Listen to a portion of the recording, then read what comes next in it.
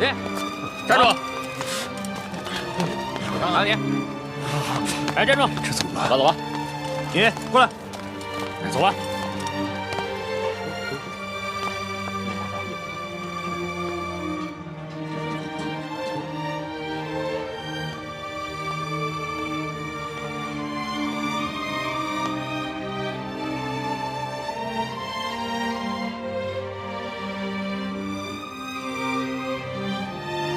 大哥哥，你是不是也饿了？你也想吃烧饼吗？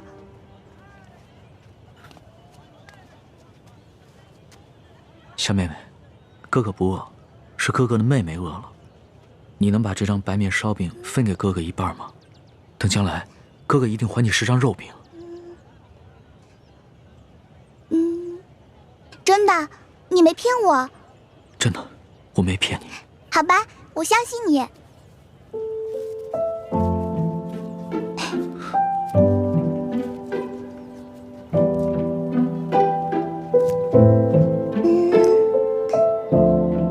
你将来要请我吃肉饼，这块大的给你吧。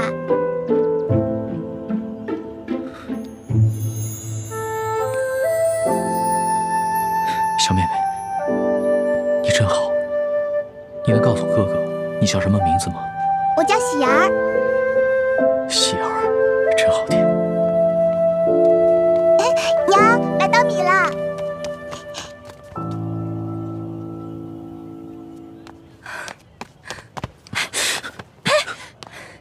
哪儿来的没脸的东西，居然敢骗一个小孩子的烧饼！这个烧饼可是我当罗培家的银簪子才换来的，居然被你骗去一半。这个大嫂，我没有骗你，我只是暂时落了难。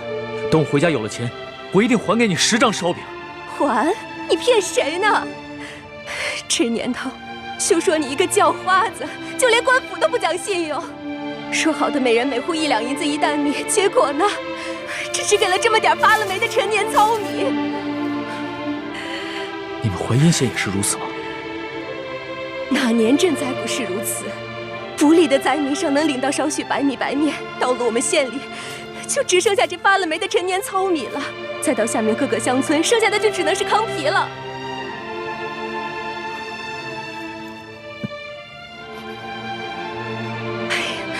喜儿，以后可不能这么傻了。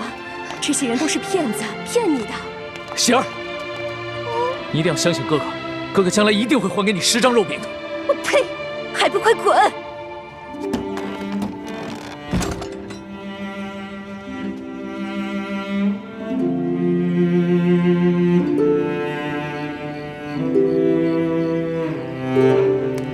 老大，来，吃点吧。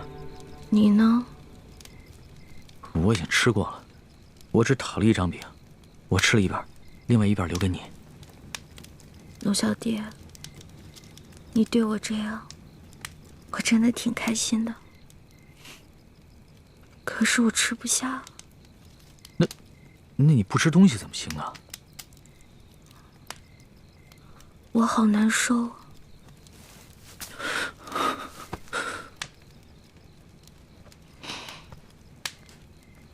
龙小弟，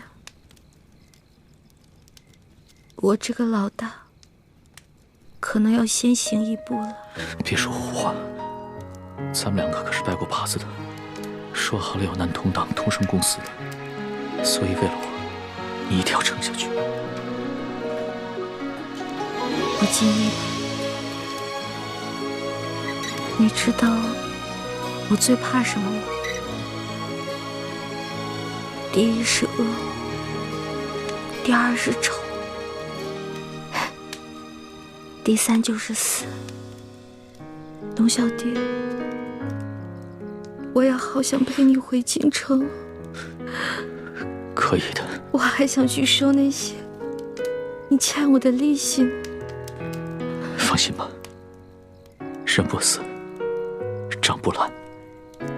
你一定好好撑着。要是你不在了，我赖账了怎么办？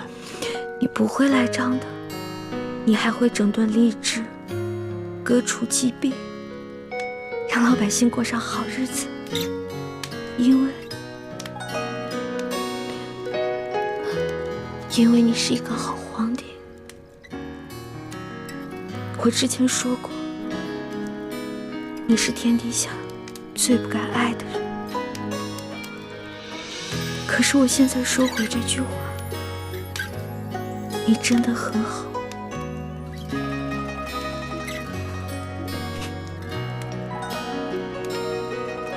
谢谢，谢谢你，老大，谢谢。所以你一定要撑住，一定要撑住，撑住了监督我。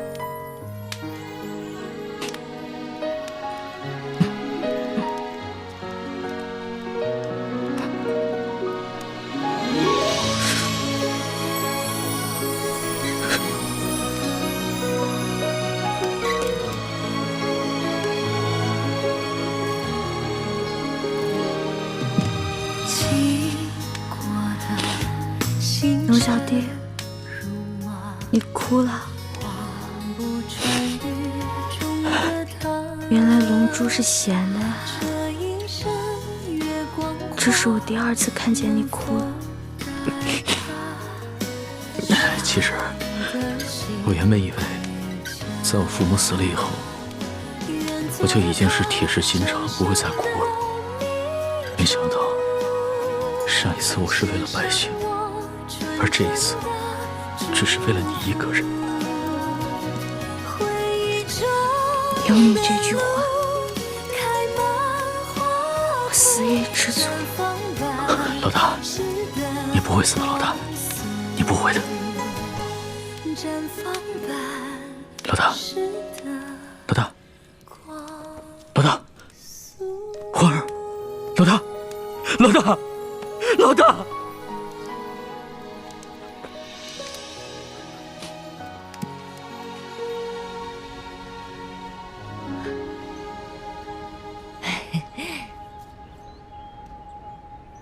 掌柜的，咱们可是说好了啊，这个金镯子我只是暂时抵押在你这儿，你一定要好好保管，改日我一定会赎回来的。放心吧，我是生意人，这药铺开了多少年了，做生意的讲诚信，懂规矩。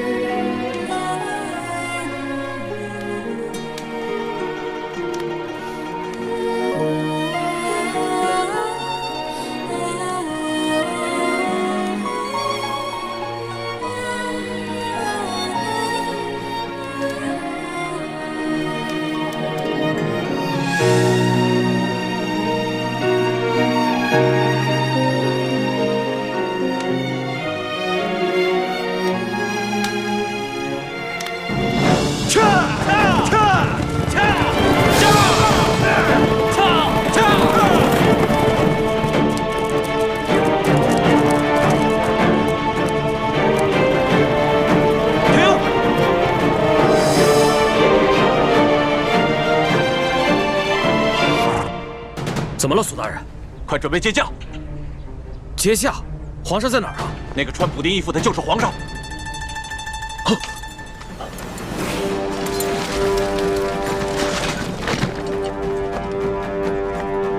参见皇上。皇上，奴才救驾来迟，请皇上恕罪。你要是再晚来几天，说不定朕就要去见先皇和太祖皇帝了。奴才罪该万死。皇上，索大人跟大塞在途中遇见不明身份匪徒的袭击，九死一生，才找到玉巴赞将军的军营。刚一到营门口，就因失血过多晕了过去，好不容易才死里逃生。他宣读了皇上的密旨之后，没顾伤好，就跟玉巴赞将军赶去山西太原，在途中遇见了奴才，得知了皇上已经启程返京，所以才一路追了下来。朕已经知道了，都起来吧。谢皇上。来，娘，你先吃。娘不饿，你吃啊。娘骗人，我明明听到娘肚子在咕咕叫。喜儿，还认得我吗？哦，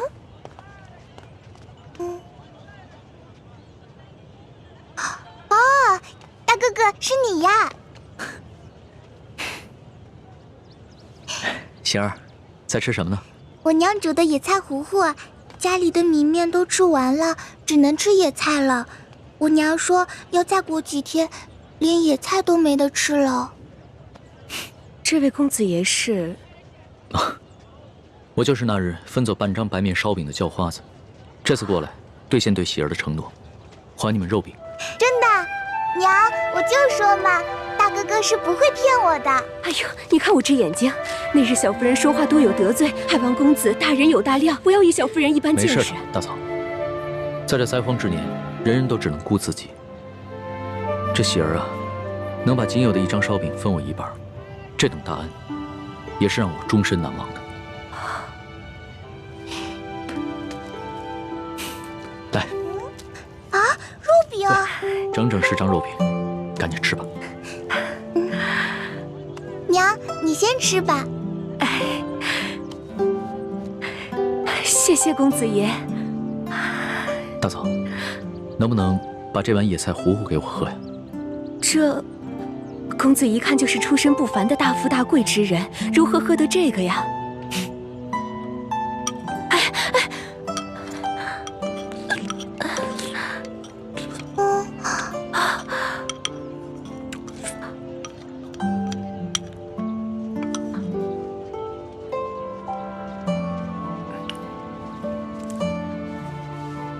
大嫂，这是周钱。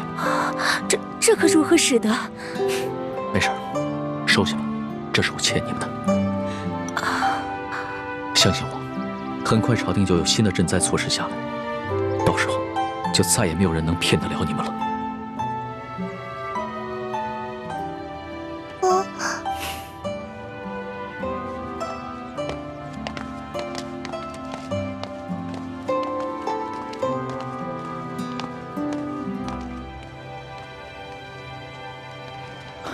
李太医，眼下医患还没有消息，但是我已经决定明日回京，你不会怪我吧？主子言重了，主子乃万圣之尊，不宜久离京城。而且太皇太后已经传来懿旨，催主子回宫了。最重要的是，眼下山西有数十万的灾民急需朝廷的救助，更有看似表面祥和，其实已经危机四伏的朝局，需要我去治理整顿。这也是奕婚为何宁可牺牲自己，也要救我的原因。所以，我不能辜负他。主子能以国事为重，是臣妹之幸，更是天下百姓之幸。请主子安心返回京城，寻找营救臣妹之事，就交给臣去做吧。臣正在想办法，通过一些江湖人士，打探那些黑衣杀手的下落，相信很快便会有消息。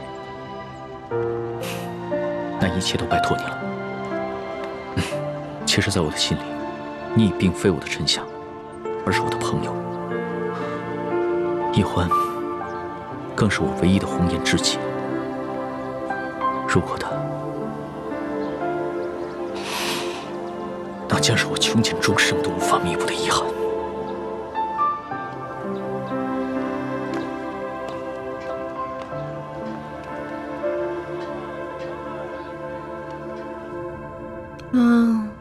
好饿呀！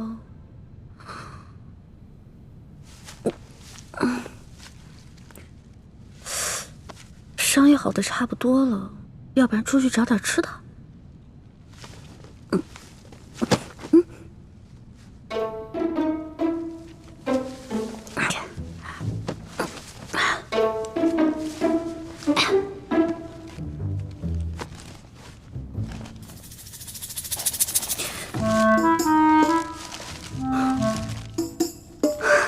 烧鸡，还有酒，进来吧。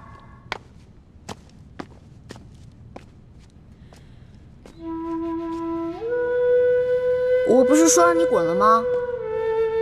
我滚了，我真的滚了。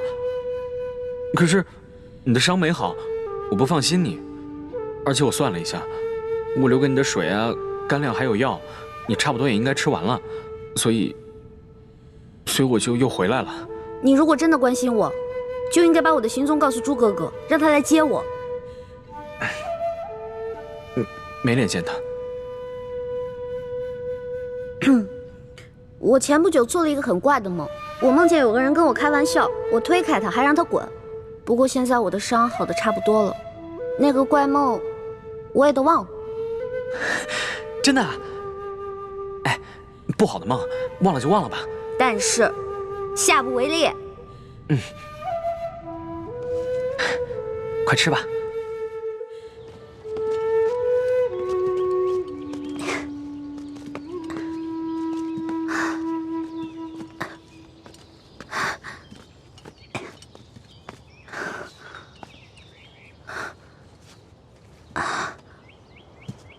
康熙和大师兄他们就在前面5里外的林子里扎营，我不能继续再往前走了，会惊动林中暗哨。叶哥哥，你赶紧去找倩影姐姐会合吧。这几天她一直在吴应奇那边帮你撒谎，一定很辛苦。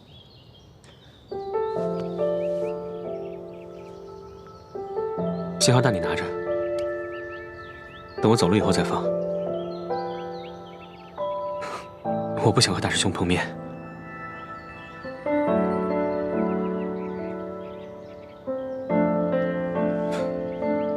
好好照顾自己啊！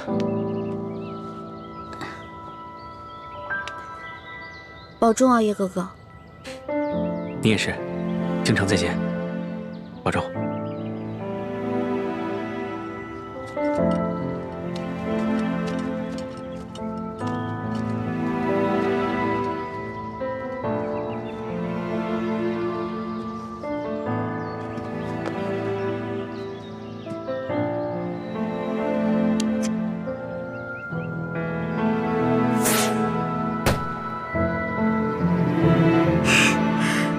放了这个信号弹，朱哥哥就能看到我了。如果朱哥哥和龙小弟知道我平安归来的话，肯定像两个小傻子一样，嘿嘿，乐疯了吧？朱哥哥，你得快点来接我呀！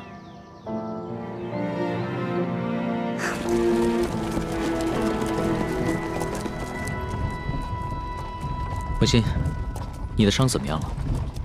已经没有大碍了，多谢皇上关心。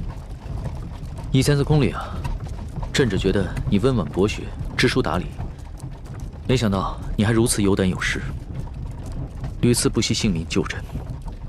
就只此一点，整个后宫无人能及你。那叶欢呢？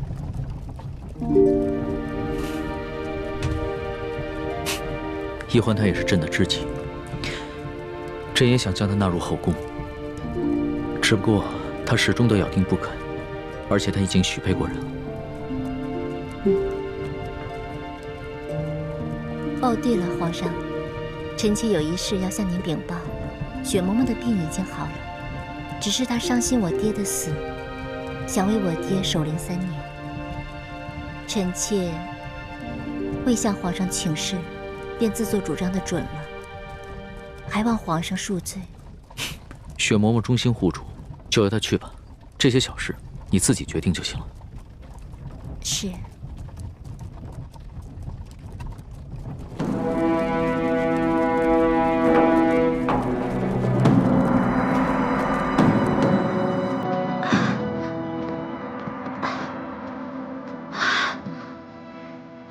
朱哥哥，你到底有没有看到我给你发的信号啊？为什么还不来接我呀？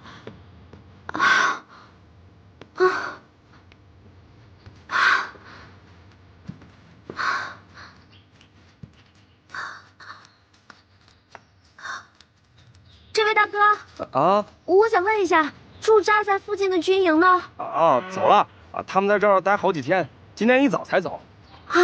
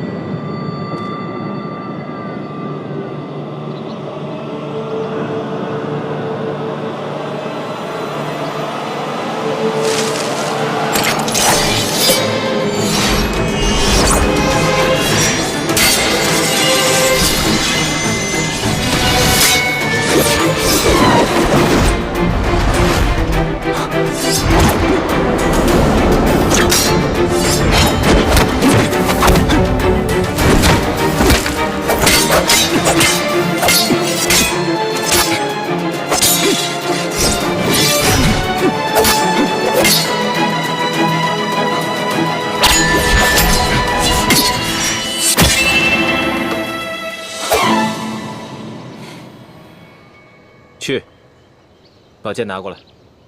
再来。不必了。论武功，从小到大我从未赢过你。不只是武功，其他任何方面，你也永远赢不了我。是，我永远都比不上你，从身份到能力。那你还痴心妄想，跟我抢一欢，自不量力。大师兄，你误会了，我从未想过和你抢小师妹。欢妹是不是在你手上？我今天早上就把她送回清军营地了，你没见到她吗？她能平安回来就好。这几天，我一直四处寻找你们，没有在营地里。你怎么知道？是我救的一欢。那夜，我找到康熙以后，就去追踪那批黑衣人的下落。结果发现，他们全都被人一剑毙命。你的剑法我再了解不过了，就知道是你及时赶到，救下了一欢。可我还是去得晚了一步。小师妹的脚被他们给刺伤了，失血过多，已经昏了过去。我只好找了一个安全的地方给她疗伤。既然这样，你为什么不送她回来？也没有给我发信号。我给你们发了那么多信号，你居然一个都没有回应我。不要给自己找借口。是男人，就要敢做敢当。好，我敢做敢当，是因为我太久都没有见到小师妹了。好不容易见到她，我不想那么快就跟她分开。我只是想好好照顾她几日。真的只想照顾她几日这么简单？大师兄，你这么说，侮辱了我这个师弟不要紧，你还侮辱了一欢，更侮辱了你自己。好，我暂且相信你。不过你给我记住了，注意自己的身份，否则我绝不饶你。其实你不必像防贼一样的防着我，我对小师妹的心伤不了你，倒是小师妹的心。她的心怎么了？大师兄又何必自欺欺人呢？小师妹虽然武功平平，但如果就论轻功来说，连大师兄你也要甘拜下风。她是为谁预选的？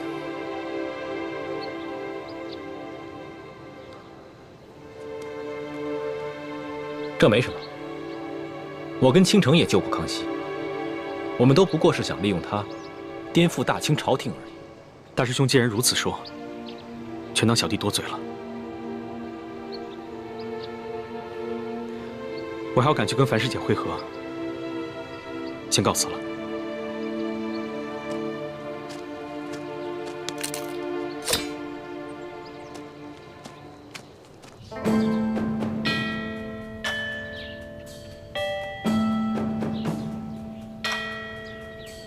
皇上离宫月余了，若是没什么意外，也该回宫了。妾身心里也是这般想的，今儿一早很早就醒了，就盼着皇上能早点回宫。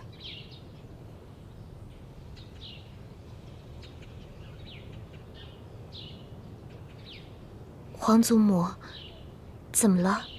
是皇祖母怎么了，还是你自己怎么了？你今天这个妆啊，化得太浓了，这服饰也太讲究了一点吧？妾身只是想这般盛装迎接皇上回宫，皇祖母觉得有何不妥？今天你浓妆艳抹，其实呢，是想讨皇上的欢心。哀家明白。但是你没想到啊，皇上在外面历尽磨难不说，那个李易欢，至今还下落不明呢。他心里一定是不安静啊！你这样一来，不是适得其反了吗？皇祖母提醒的是，妾身现在就回去换一身装束。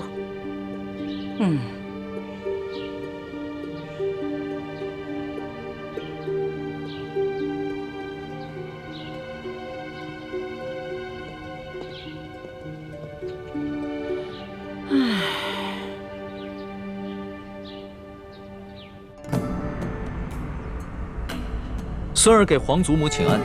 皇上啊，快请起呀！来，坐下，坐下。哎，都起来吧。孙儿啊，你这次微服私访，收获一定很大呀！嗯，看这个精气神儿，跟以往都不同了。皇祖母，此次出巡确实受益匪浅。大有出宫一趟，胜读10年书之感。那为何要愁眉不展呢？叶欢为了救孙儿，落入了一群黑衣蒙面人之手，至今生死未卜，下落不明。孙儿的心里很是担心。这一皇姑娘能够拯救皇上，这是她的本分呢，这是应该的，这是她的荣耀啊！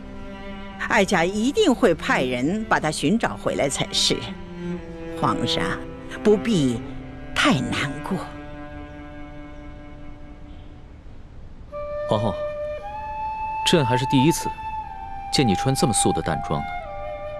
皇上微服查访赈灾，受尽磨难，妾身在宫中理应与皇上同心，与民同忧，自然要穿得素淡一些。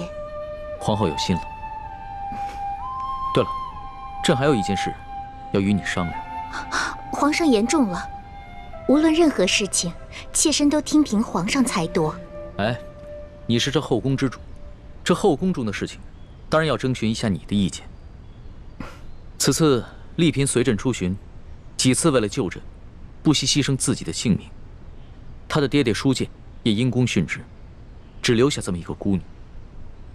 所以，朕想升她为丽妃，再追封她爹为2等公。不知你意下如何？丽嫔妹妹温柔贤淑，妾身平常也一直很偏疼她。此次出行又护驾有功，自当嘉奖。皇上升丽嫔为妃，乃是后宫大喜之事，妾身十分赞同皇上的决定。好，那丽嫔升丽妃的典仪就交给你办了。妾身自当用心操持，皇上尽管放心。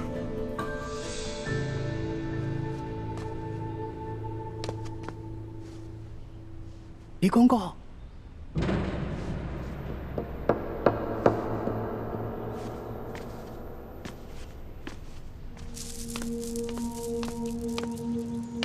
叽叽喳喳的，怎么这么没规矩？什么事？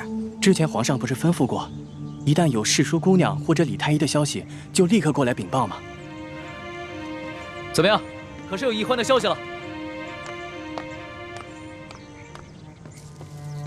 回皇上的话，暂时还没有世淑的消息，只是李太医回来了。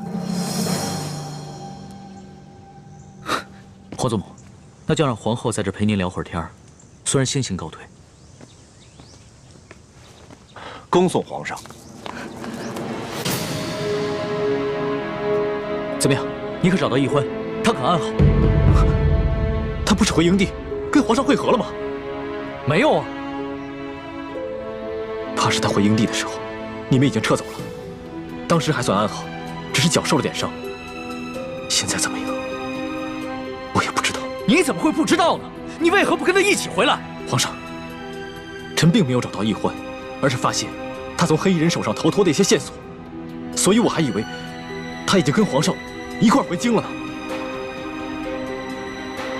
这皇上平日里一向性情稳重，唯独听到李易欢的消息，就立马沉不住气了。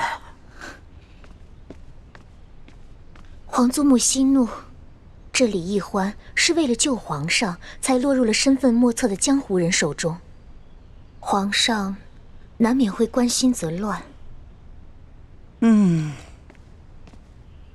是啊，太皇太后，这些江湖杀手的来历，的确是有些蹊跷。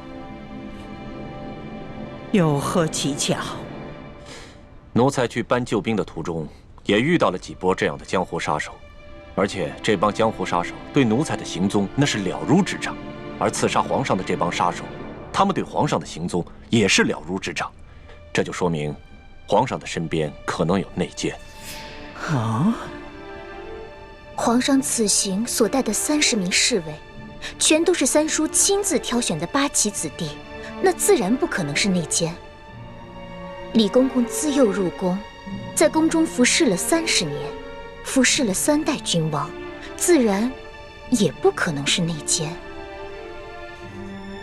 难道这内奸是这李氏兄妹？他们几次救护皇上，还有这李易欢被掳失踪，难道都是假的？宁愿受这苦肉计？李德福，哎，老奴在。这一次你一直是跟着皇上啊。这索额图调兵之后，你一直是在皇上身边，你有什么发现？回太皇太后，奴才没有发现李氏兄妹有什么异常。至于那些江湖杀手，奴才倒是听皇上说过，好像是平西王的手下。这些杀手跟刺杀书剑、抢走金钥匙的那帮盗匪，似乎是同一拨人。吴三桂，这也有可能。难道这李氏兄妹是吴三桂的人吗？依奴才一路上的观察，没有发现这李氏兄妹跟吴三桂有什么瓜葛。太皇太后，在没有确凿的证据之前，恐怕还不宜妄下论断。奴才所说的这一切，也都是奴才个人的一个猜测，还请太皇太后把这些话都放在自己的心里，千万不要对皇上提起来，否则这皇上又要怪奴才在这多嘴了。放心吧，哀家自有分寸。这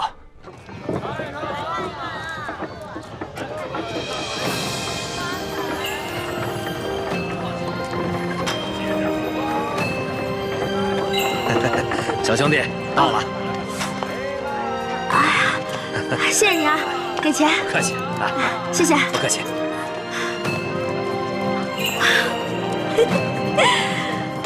我终于回来了。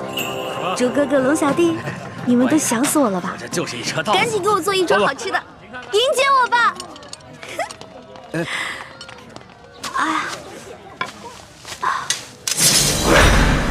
大人，这有刀，抓起来！别动，别动！放开我！别动！那小子跟他是一伙的，抓起来！国父大明，大明万岁！别动！哎，你们干什么？你们抓错人了！我不认识他，我腿脚不好，我搭车的，我跟他不是一伙儿。那你跑什么呀？我看你抓乱党，我害怕，我就跑了。对，那小兄弟说的没错，他就搭我的顺路车，你们休得冤枉他！啊！你越是着急撇清，爷我心里就越明白。带走！哎，我不是，给我老实点！还敢说你不是乱党？寻常女子哪会女扮男装掩人耳目的？给我一起带走！不冤枉！走！哎呀，我自己会走。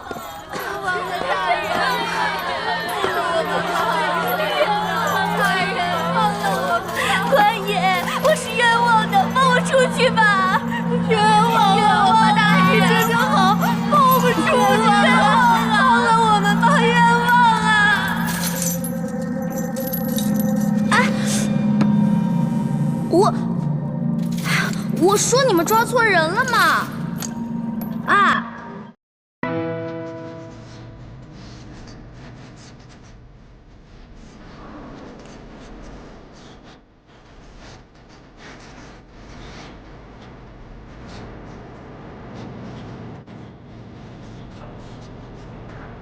怎么又看懂了？都在出去乱党，是吗？哎，你说这么绝对是人都乱党，乱党什么乱党？这呀，10有8九是被冤枉的。真正的乱党就那么几个。哎，我听说啊，朝廷重惩捕获乱党的官员，每抓一个乱党都有刑责，罚多了其实官承担。原来如此。猪哥哥，我这辈子最对不起的人就是你了。从小你对我那么好，可我就知道欺负你。这下好了，以后再也没人欺负你了。你都不知道我怎么着就死了。我死了以后，你千万别难过。你找一个嫂子，好好对她。我会在阴间祝福你们的。臭丫头，你嘀嘀咕咕说什么呢？还想耍什么把戏？大人，我真的没耍把戏，我之前真的没骗您。其实我说的那个同党根本不是我的同党，他是我的结拜兄弟龙三。我们俩结拜的时候说好了，虽然不能同年同月同日生，但愿同年同月同日死。可我这都要死了，他连最后一程都不来送我。龙三，我为你受了那么多的苦，我救了你那么多次命，你一次回报都没有。结果我这回京了，还糊里糊涂的把命给弄丢了。而你呢，就知道躲在宫殿里吃香的喝辣的，都不来找我，不来看我。龙三，我诅咒你，以后喝水塞牙，走路摔跤，除非你还清你欠我的所有利息为止。从现在开始，我李一欢跟你断绝结拜关系，以后我们再也不是兄弟了。好了，53刻已到，行刑！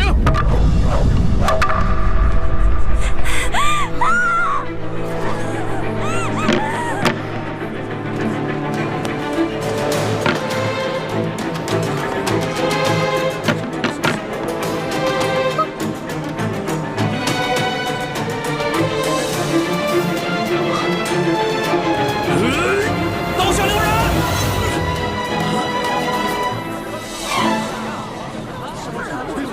谁在喊刀下留人？龙小弟，老大，真的是你吗？我没在做梦吧？我早就来了。你早就来了。大人，我说的同党就是他。真有同党？没错，这个同党就在你面前，快抓住他！来啊，把这几个闹法场的给我绑了！大胆！我看你们谁敢动手！甘国泰，你这条疯狗，你老养昏花了啊！连我索额图都不认识了。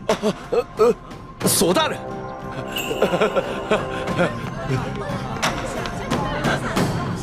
索大人，您怎么来了？我怎么来了？睁开你的狗眼，好好看看，还有谁来了？大人，您这招引蛇出洞，没把蛇引出来，没想到倒引来个真龙天子。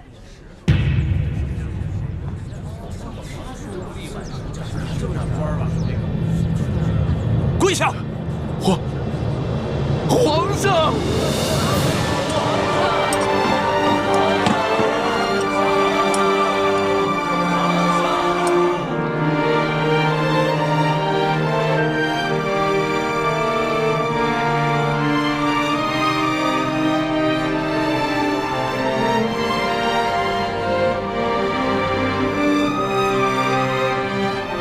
各位臣民，各位百姓，朕接到密奏说，顺天府尹甘国泰贪赃枉法，为求加官进爵，竟大肆抓捕良民，冒充反党，滥杀无辜。朕现在就下旨，对所有在押的乱党全部重新审理，无罪者当场释放；对过往同类案件也全部重新审查，如系冤案，全部平反，并由朝廷进行抚恤。皇上圣明！皇上圣明！皇上圣明！皇上圣明！今天虽然救下欢美，还有其他几个联盟的兄弟，却又让康熙收获了民心。顺天府尹甘国泰贪赃枉法，草菅人命，证据俱在。来人啊，摘取他的顶戴花翎，移交刑部审理。这皇上饶命啊！微臣知道错了，皇上饶命啊！走，微臣知道错了，皇上饶命啊！欢美，哥，让朕来。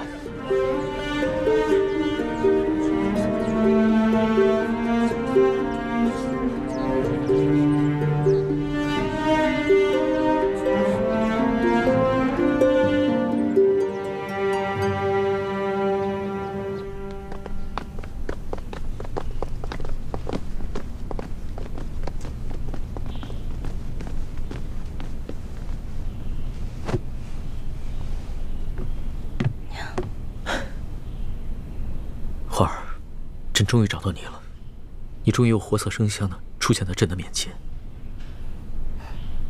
皇上，你刚才那么任性张扬的把奴婢抱进来，这要让太皇太后看到了，又该说奴婢魅惑皇上，坏了宫里的规矩了。朕顾不了那么多了，你放心，有朕在，谁都伤害不了你。我问你，你那么早到刑场了，为什么那么迟才露面啊？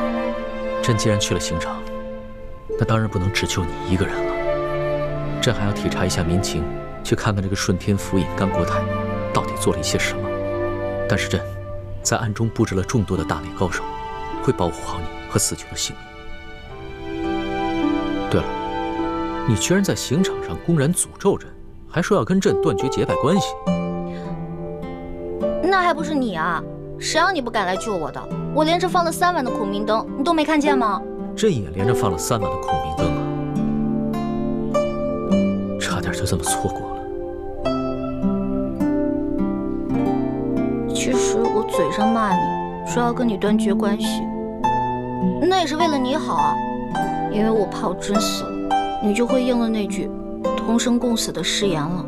朕知道，你一向是刀子嘴豆腐心的。就是这个甘国泰太可恶了，你好不容易从刘德昭的手上逃脱，又被这些贪官污吏给抓起来。你放心，朕一定会一个一个的办了他，替你出了这口气。你不光要替我一个人出气，我只希望你可以记得在微服私访的时候你对我的承诺，整顿吏治，让全天下的老百姓过上好日子。你放心吧，朕不会忘记的。但是朕现在不想谈国事，你等着。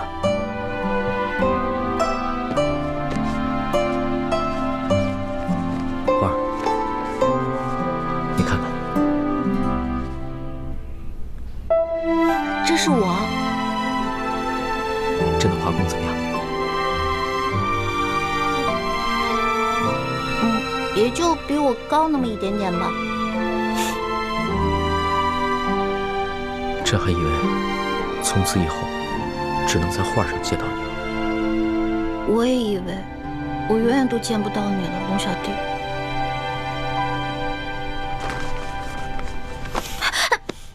你干什么呀？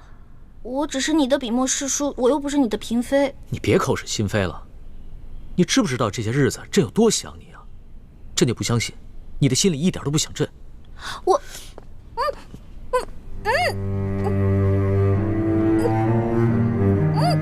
放开我！怎么了？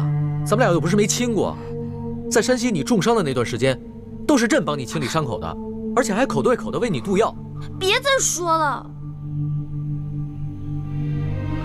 微臣参见皇上。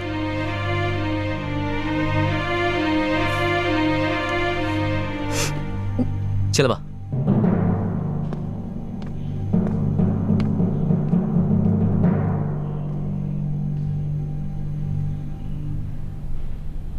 皇上，奕欢脚受了伤，还是容臣先为他治伤吧。行，你先给他看看脚伤吧。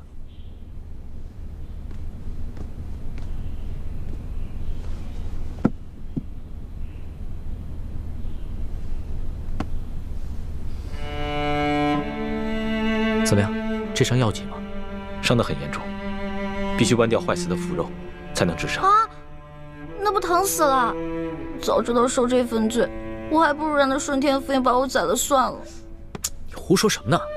你当时在山西救朕的时候，那股不惧生死、不畏一切的英雄气概去哪儿了？我根本不想当什么英雄，我只是不忍心看你死而已。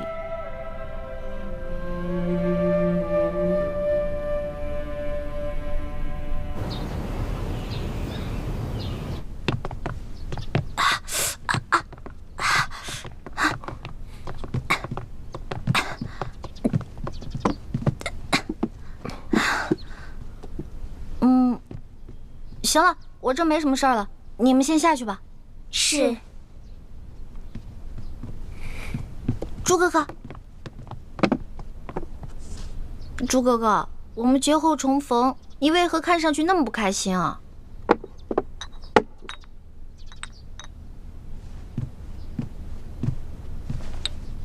小平内服，大平外敷。我是欠了你钱了，还是偷了你的米了？这脸臭的跟死鱼烂虾似的。世叔姑娘，好生歇着吧，下官告退了。哎呀，怎么了？脚疼。活该，谁让你逞能？真的特别疼。你是脚疼，我是心疼。真正心疼你那个人，是我。朱哥哥，你看，你没事说这些话干嘛呀？哎，说好了，刚才我一个劲儿的跟你说话，是你不理我的。你知不知道这段时间我有多着急，像疯了一样到处找你？可你呢，居然愿意为了康熙这个狗皇帝，舍弃自己的性命。你知道我心里多难过吗？因为他是我的龙小弟，我们是结拜兄弟，他有难我肯定要去帮的。如果他换作是你，我也一定会不惜性命去救你的。原来，在你心里，他已经跟我一样重要了。你自然是要比他重要一些的。如果有一天我们兵戎相见，你会帮谁？我自然还是会帮你的，朱哥哥。也不知道你现在说的话还有多少是真的。但就算你说的是假的，只要你还愿意撒谎哄我开心，我也把它当成是真的。欢梅，你记住了，不许再为康熙以身涉险了。因为他如果没有你，他还可以继续做他的大清皇帝，还有他的3宫6院72妃。而如果我没有你，我真的是生不如死了。朱哥哥，你没有了我，你还有光复大明的大业啊！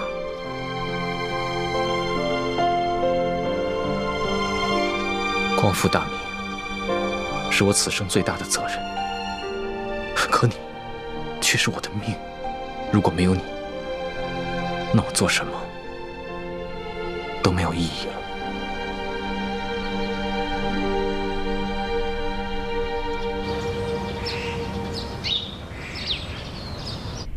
皇上竟然为李义欢去大闹法场，这成何体统？太皇太后，其实这也怨不得皇上。那顺天府尹啊，错抓了一批无辜百姓，冒充是对抗朝廷的乱党去邀功。皇上在法场亲自处置了这个顺天府尹，主要是为了安抚民心，倒也不全是为了世淑姑娘。这小丫头失踪了好几日，皇上呢竟然呢魂不守舍的。太皇太后，这皇上在微服私访的时候，世淑姑娘多少次出生入死的去救护皇上。皇上正值青春年少，难免会动了真情嘛。啊，是啊，他那是为皇上立过功，可是不管怎样，他把皇上迷成这样，也都是他的罪过呀。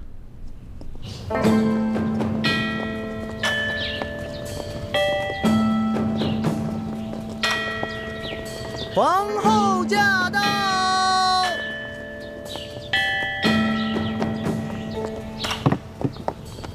臣妾恭迎皇后娘娘。皇后娘娘吉祥。丽妃，快快平身吧。谢皇后娘娘。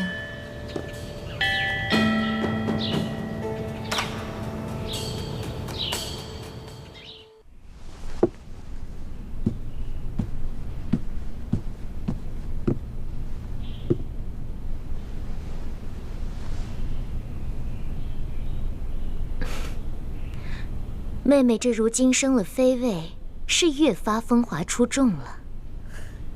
妹妹何德何能，忝居妃位，全靠皇恩浩荡。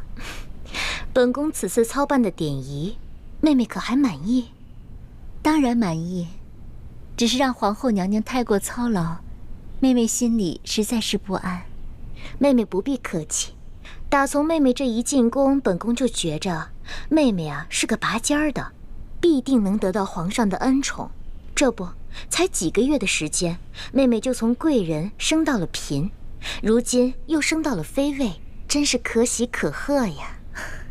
皇上不过是念在王父的情分上，体恤妹妹罢了。如今，妹妹已是无父无母的孤女了，以后还要仰仗皇后娘娘多多照应。本宫此次来呀，就是想跟妹妹说一些提起的私房话。你们都退下吧。是。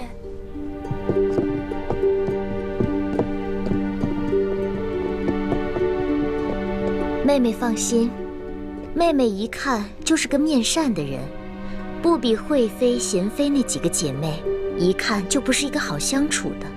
以后在这后宫之中，我就只对你另眼相看。妹妹也不必拘束，尽管把本宫当作自己的亲姐姐，你我姐妹互相扶持，相亲相爱，岂不甚好？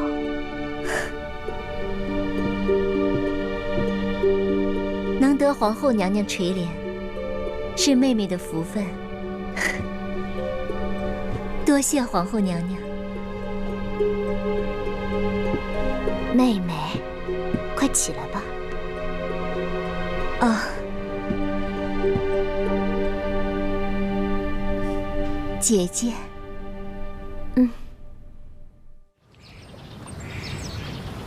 听说妹妹和这个世书姑娘李易欢走得很是亲近。说不上亲近，只是皇上吩咐了，说世书姑娘生性好动，怕闷，命妹妹时常去永乐斋多走动。皇上曾吩咐过本宫和所有的嫔妃，无事都不要去永乐斋。这意思是不希望我等和这个李易欢有所交集，却唯独让妹妹多去永乐斋走动走动。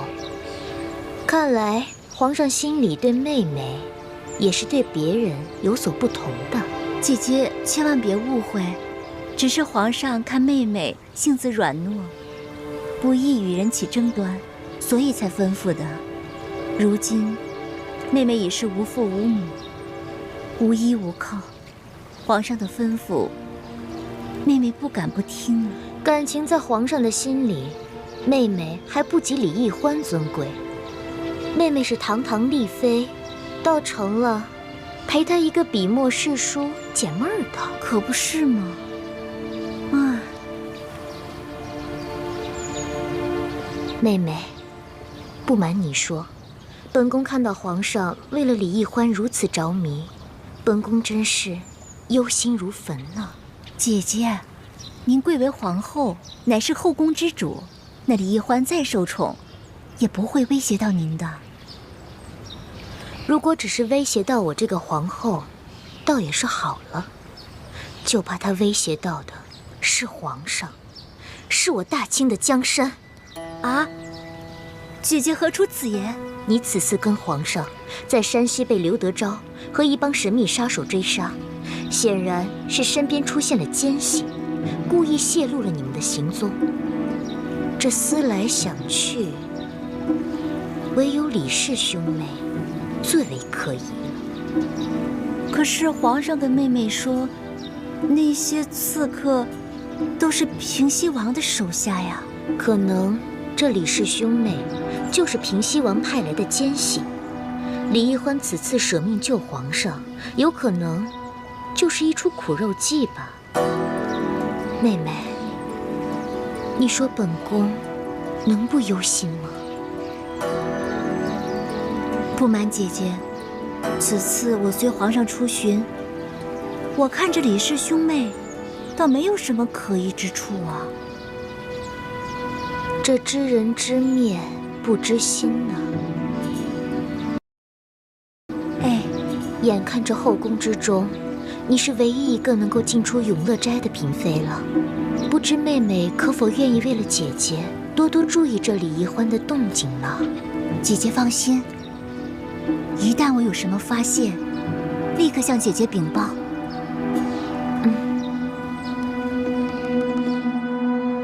最近，王后一门心思要笼络我，想要我帮他在易欢那里打探消息，我已经假意应承了他。大师兄，以后我们的行动一定要更加小心。我也一直怀疑我们身边有吴三桂的奸细。我原本以为这个奸细应该隐藏在索额图挑选的那30个侍卫当中，但现在这30个侍卫除了纳赛都死了，而纳赛又是索额图的亲侄子，可以排除，所以现在又不知道那个奸细是谁了。会不会是那些侍卫当中有人诈死呢？这是唯一的可能。那个奸细发现我们已经察觉到他的存在，正在进行内部排查，所以就诈死脱身了。只是当时形势危急，我们根本就来不及检查那些尸体，没想到让他钻了空子，给跑走了。真没想到，皇后和索额图居然怀疑你和易欢是吴三桂的奸细。好在康熙现在对你们深信不疑，根本不会相信。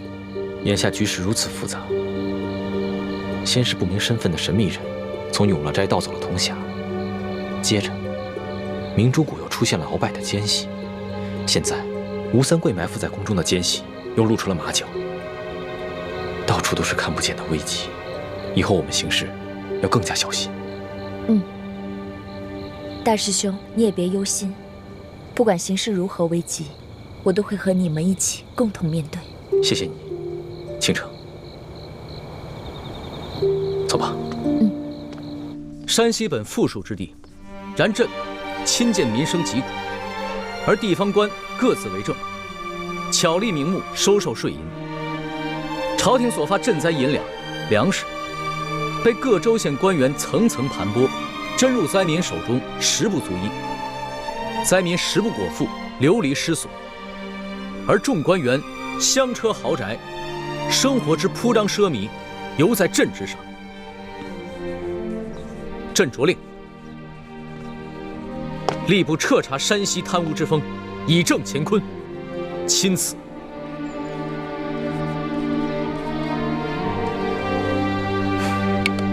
好了，龙小弟，写完了。你来看看怎么样？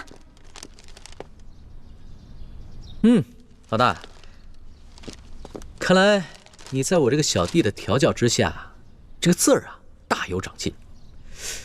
只是没想到你身为女子，居然写的字儿能有几分朕的风范。主要啊，还是你的这封诏书内容写得好，这听得我呀是痛快淋漓的。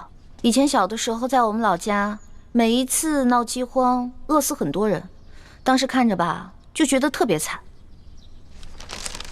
那个时候，你一定在心里把朕骂了几百遍吧？那当然了，这老百姓饿肚子，肯定都是你这个皇上的官儿没当好啊。皇上呀，可不是个官儿。皇上怎么不是官了？虽说这贪污赈灾银两的是山西的地方官，可是呢，你这个皇上可是最大的官儿，这都是因为你的失职导致的。这番话要是在朝堂之上任何一个人说了，朕都不会轻饶的。可现在不是在朝堂啊，而且我也不是别人啊。那你说，你是朕的什么人？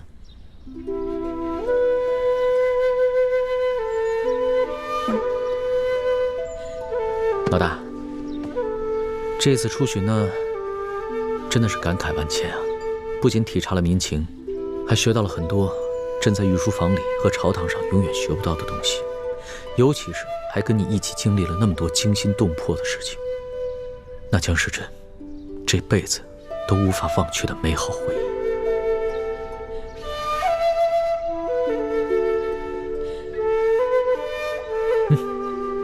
你看看这个。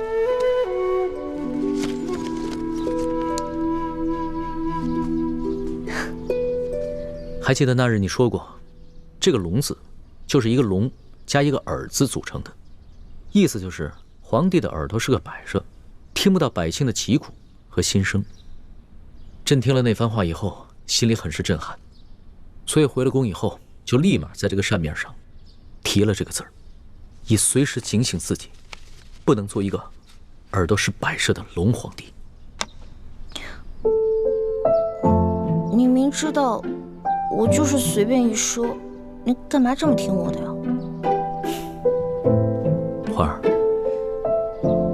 等朕办完了山西贪污之事，朕就好好的办你我之间的事情。你我之间有什么事儿？难道你真的想一辈子只做个笔墨侍书，然后等到你那未婚夫回来，出去跟他成亲啊？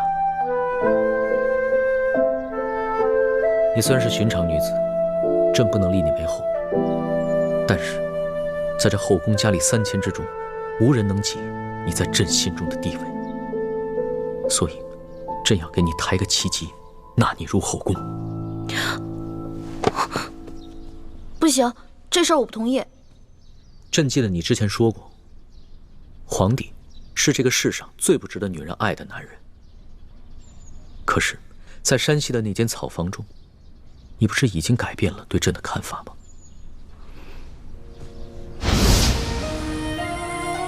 我之前说过，你是天底下最不该爱的人。可是现在我收回这句话，你真的很好。在那间草房中，咱们同居了数日，朕看过你的身子，也把很多第一次都给了你。难道你真的可以做到心里放着朕，还出去跟你那个杳无音讯的未婚夫成亲吗？大不了我谁都不嫁，我不嫁给他，我也不嫁给你。为什么？龙小弟，你是个好皇上，但是我想要的是个夫君，一个只属于我自己的夫君，而不是让这后宫女人又爱又怕的皇上。可是朕没有让你怕朕啊，难道你单独跟朕在一起的时候会感到害怕吗？龙小弟，你能只做我一个人的夫君吗？你不能。我不想跟东宫娘娘、跟西宫娘娘共享一个丈夫，你懂吗？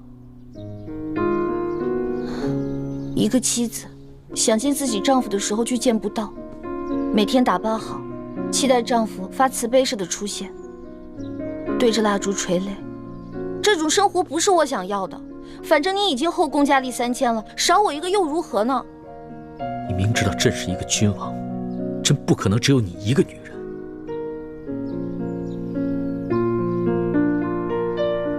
罢了，纵然朕贵为天子，也不可能做到事事如意。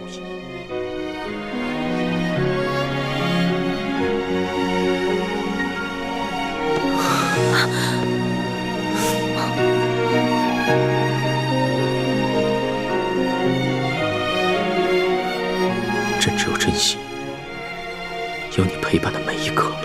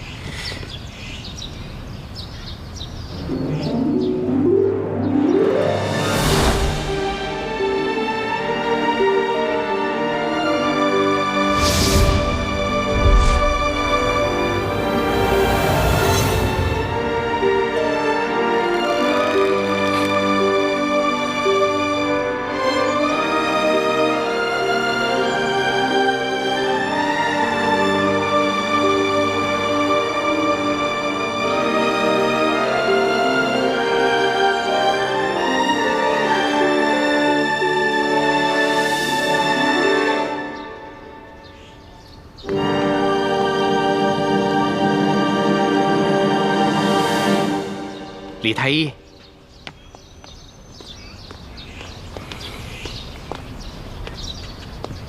公公有什么吩咐吗？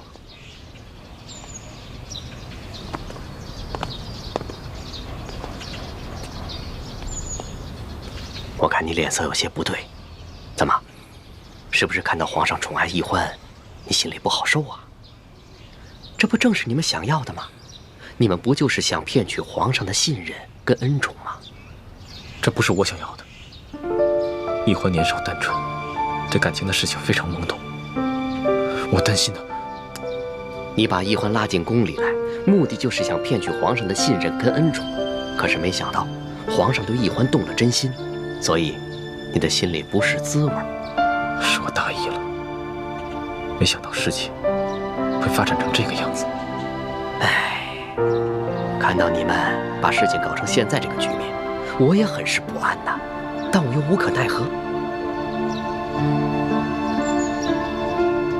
我知道你跟你爹一直想要光复大明，我劝不了你，可是你们这样做真的很危险，就连我这条老命，恐怕到最后都得给搭上。我劝你赶紧把易欢从紫禁城给撤走吧，我年纪大了，受不了惊吓啦。什么？你和易欢要撤出宫去？康熙跟易欢的情形，你一直看在眼里。我不能把易欢留在宫里了。我明白你心里的痛苦，那你们就先撤走吧。这寻找铜匣和查出明珠谷内奸的任务，就交给我吧。眼下宫里的局势如此复杂，把你一个人留在宫里，太危险了。有你这份担心就足够了。你放心吧，我会保护好自己的。对不起，倾城，我是不是太自私了？大师兄，你别这么说。如果任由小师妹留在宫里和康熙继续发展的话，对你来说就是一种折磨。对易欢和我们著名联盟来说，也未必是一件好事。趁他现在对康熙的心思才刚刚开始，赶紧把他撤走吧。谢谢你，倾城。只有你，无论在什么时候，都会为我着想。但是，我却无以为报。大师兄，你的平安和幸福，就是对我最大的回报。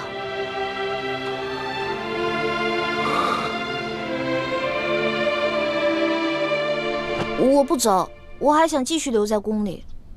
为什么？难道你对康熙动了真心，舍不得离开他了？我哪有啊！昨天在御书房，康熙情不自禁地抱了你，你没有拒绝。我，欢梅，以前你对男女之事或许很懵懂，但是你难道没有发现吗？你最近对康熙的感情悄悄发生了变化。朱哥哥，我也不知道，我的心……我不能再把你留在紫禁城了，你马上跟我走。可是铜匣子还没有找到呢，而且潜伏在明珠谷鳌拜的内奸也没找到呢。倾城说了，找铜匣跟查内奸的任务，他会去做。那留雪姐姐一个人在这宫里，多危险啊！说来说去，你还是舍不得康熙，是不是？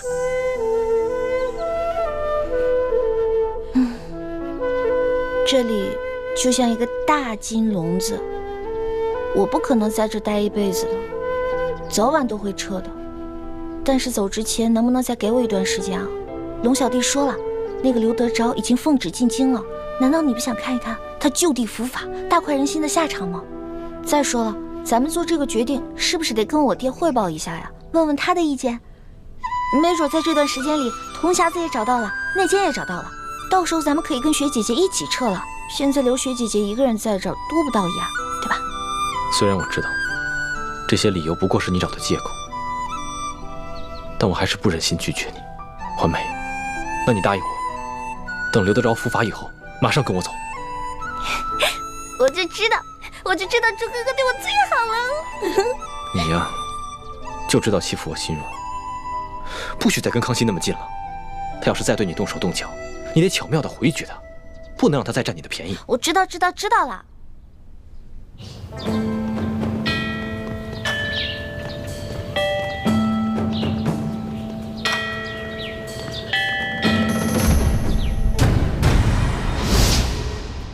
姐夫，玉八赞率着3000精骑进入山西境内接走龙三，既不跟你这个山西巡抚碰面，事后也不差人跟你打声招呼，而现在皇上就宣你进京跟龙三对峙，这事儿我总觉着不大对劲儿啊。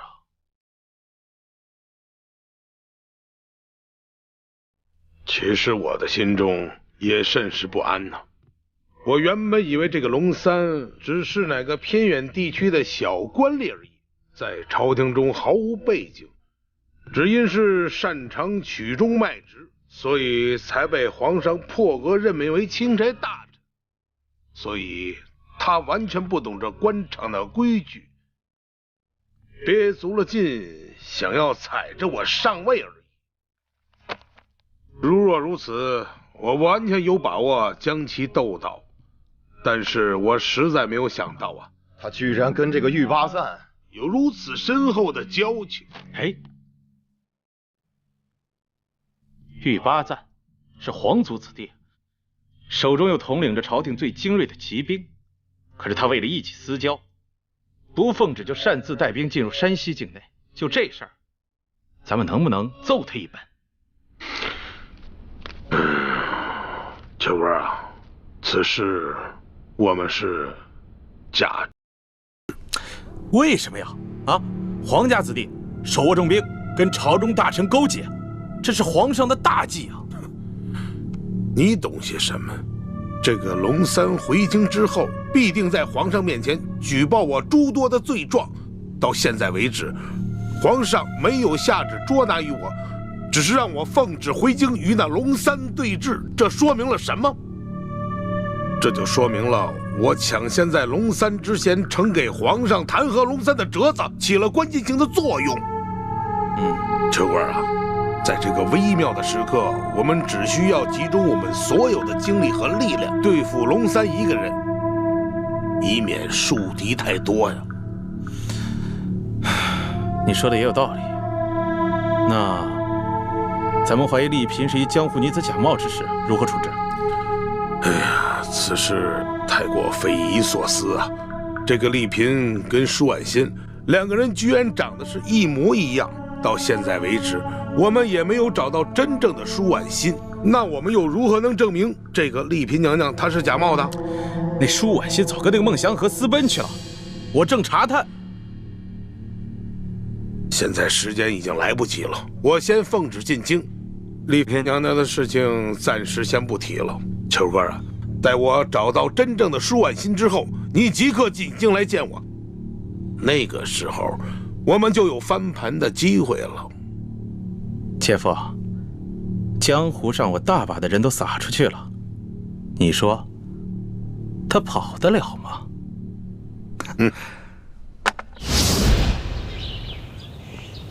索大人且慢行。怎么了？下官见过索大人。哎呀呀呀！你这是干嘛呢？你别这样。不，索大人，下官没有别的意思，下官只是想请索大人给下官透露些口风。下官此次进京到底是凶还是吉呀？哼！哎呀，你呀，你呀，哈哈，索大人教训得对。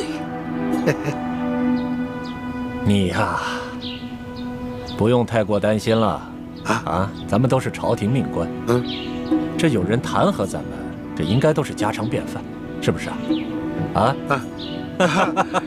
下官明白索大人的意思。索大人的意思就是说，现在皇上并未全信那个钦差龙三对下官的弹劾。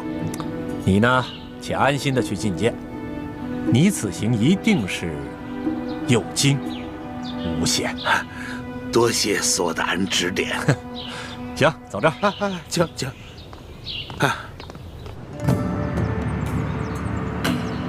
皇上。山西巡抚刘德昭觐见。宣刘德昭。这，刘德昭，皇上宣你觐见，请吧。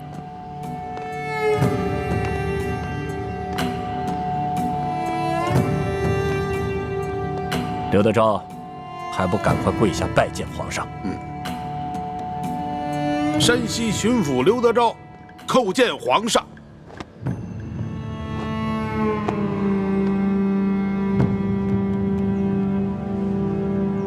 吾皇万岁万岁万万岁！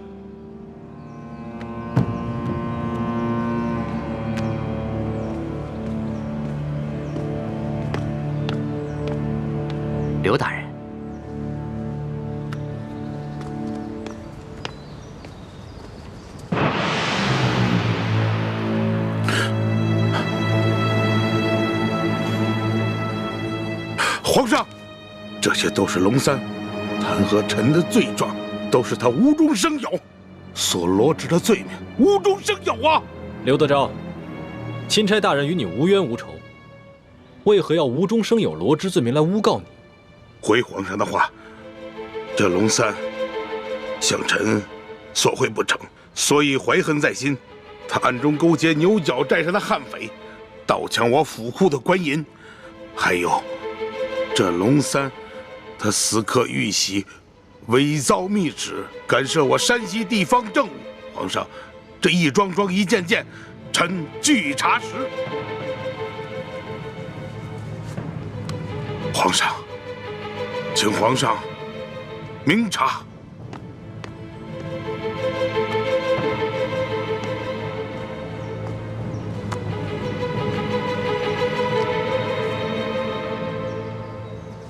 刘德昭，臣在。你文才不错嘛，言语之间的逻辑倒也紧密，难怪你能一路升迁，官拜2品。谢皇上盛赞，臣实在是愧不敢当啊。还有皇上，这是龙三私刻玉玺、伪造密旨、盗抢官银的证据，请皇上明鉴。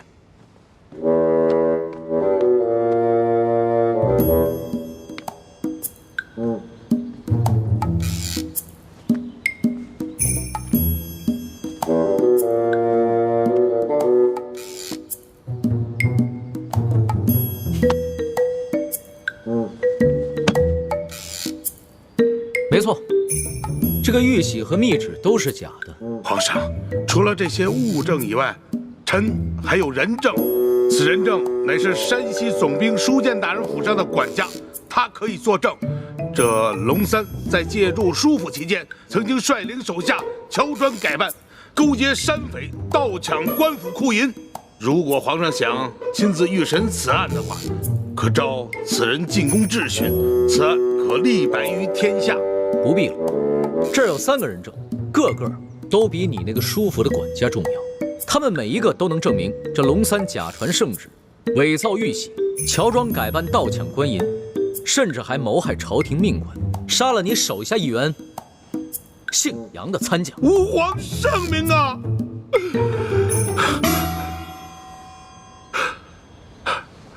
皇上实在是圣明啊，但不知现在那3人现下何处啊？刘大人，别来无恙啊！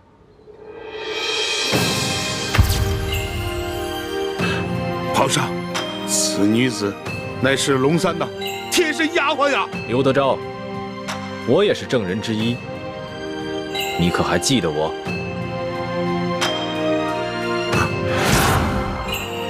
皇上，这个人也是龙三的心腹啊，抢到官银也有他的份啊。皇上，不管他们说什么，你可不要听他们的谗言呀。皇上，何止他们俩有份儿？刘德昭，臣在。你为何不抬起头来看看朕？臣第一次拜见天颜，内心诚惶诚恐，臣不敢直视天威，所以朕让你抬起头来，仔细的看看朕。